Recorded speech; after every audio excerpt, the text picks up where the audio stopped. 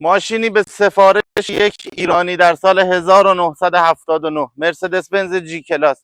البته این جی کلاس معمولی نیست، جی کلاس 4x4 و جذابترین چیز این ماشین ارتفاع این ماشینه. ارتفاع این ماشین از پایین تا اون سقفش 2 متر و 10 سانته.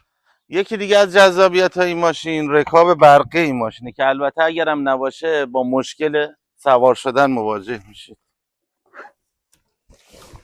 اکثر چیزهای این ماشین به توان 2 رسیده، مثل قابلیت آفرودی این ماشین.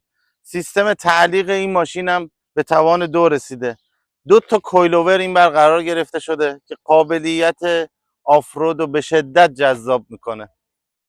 سوار شدن به این ماشین قسمت عقب خودرو واقعا سخته. من سوار میشم شما ببینید. ای سرم خورد دوباره. 0 تا 100 این خودرو 6 ثانیه است.